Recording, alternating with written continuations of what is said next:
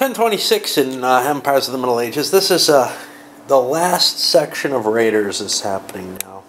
We got 50 years of Saracens coming forward. Now, Saracens don't show up every turn, but they show up 2/3 of the time. And after that, the Mediterranean can recover. What happened beyond last turn? Continued futility, basically. The Norwegian magnate conquered Wessex, raided Northumbria, and then a dynastic inheritance was used on Wessex. Now, this feels kind of funny, but I consider it something like a revolt or something. Wessex returned back to the Britons, and they also ruled and improved their economy. The magnate is still present, however. The French went and finished the conquest of Cordova, and now there's only one Muslim area left in Spain.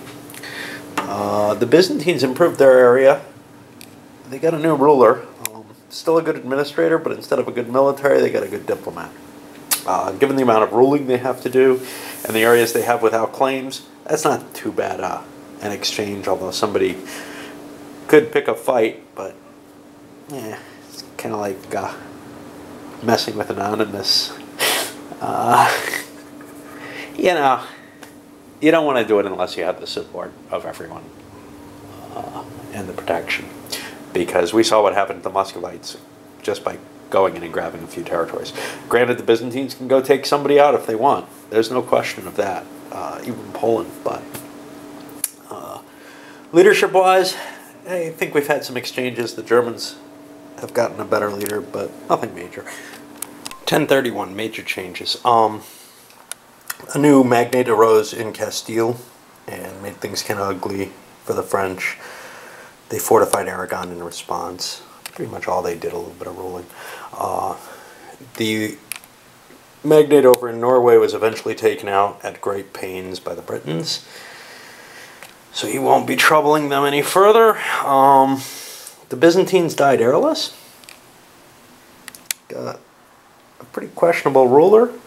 Lost Bulgaria as well as Ryazan, and in addition to ruling to try to resolve the unrest, at least in their heartland, they picked up a claim over in Livonia, or Lithuania.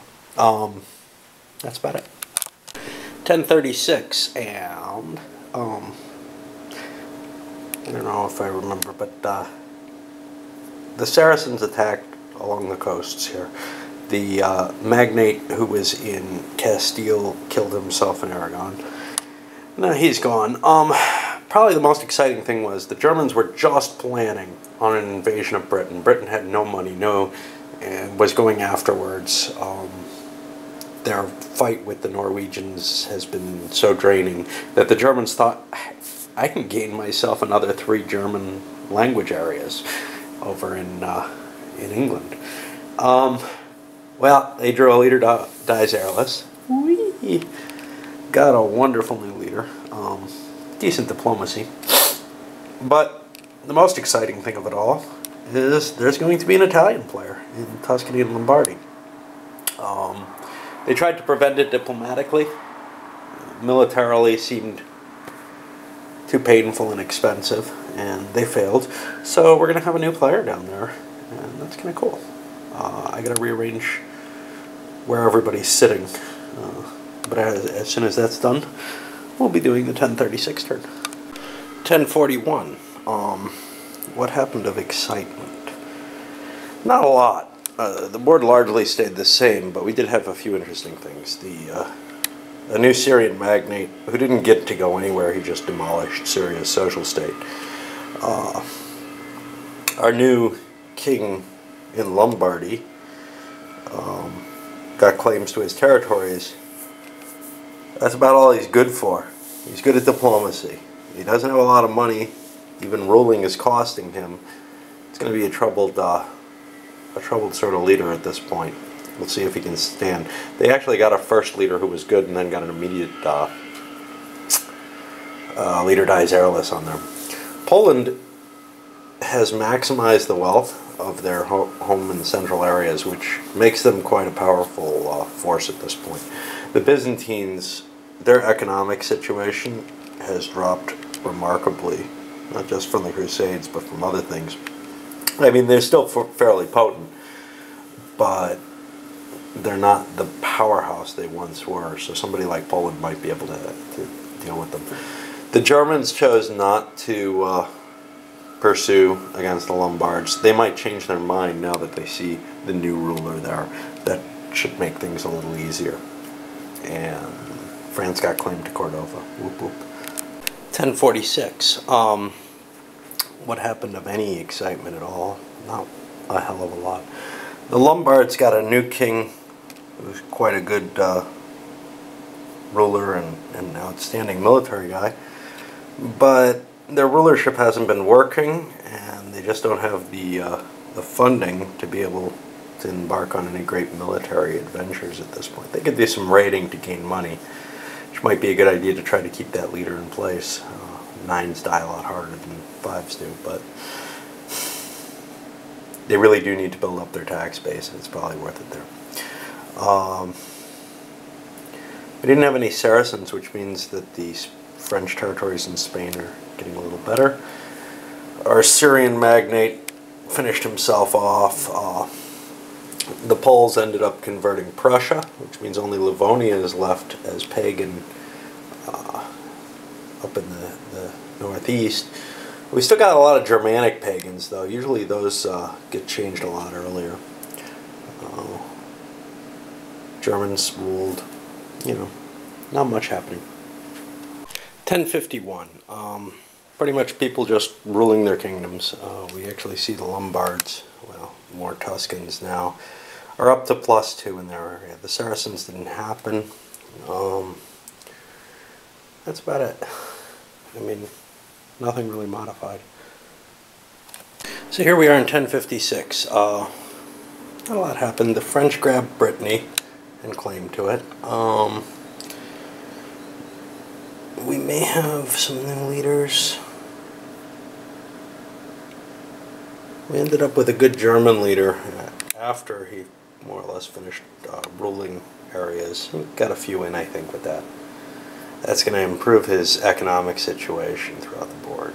He got Flanders up to a +4, for example. The Poles expanded into Saxony with the intention of converting it to Eastern Orthodox. And the Byzantines ruled their territory.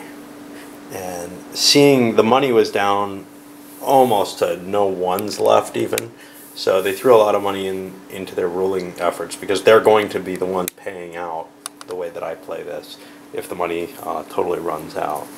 So it was in their best interests to get something for that money. 1061, and Europe still seems mainly trying to recover from, well, existence mainly in this game. But yeah, everybody's been largely ruling. One thing we did see was, well, we had a new magnate down in Cordova, which ended up pinning the Saracens down for a while, giving the Lombards, or Tuscans, or whatever they are now, a chance to try and recover, but they didn't get very far. They lost their one leader, but got an actually slightly better one. The Byzantines had a leader dies heirless event, and ended up with a not very great leader. They lost large hunks of their country, including Sicily. Finally went away. They still have Corsica, and they still have Verona. They also lost Smolensk, and Hungary and Wallachia. So they're kind of divided up at this point. They went back and captured Smolensk, but didn't have enough time to get a claim to it. And then the Poles went in, grabbed Lithuania in order to grab Smolensk and get claim to it. If that had just been left alone, there could be the 7th player there again, but that didn't happen. It did prevent the Polish going to Smolensk, did prevent them from doing anything to convert Saxony. The Germans are very, very wealthy. That's what having a 9 admin does for you. And, well, you know, the Britons are largely in the same kind of shoes. They've got a Leader with a good admin again. I think they lost a leader, but they've been struggling. They got a bad card in terms of wealth. 1066, we had a couple of leaders go away. One is, of course, the magnate in Granada. He died. But we had a leader dies heirless event in the Britons, and Wales ended up becoming independent.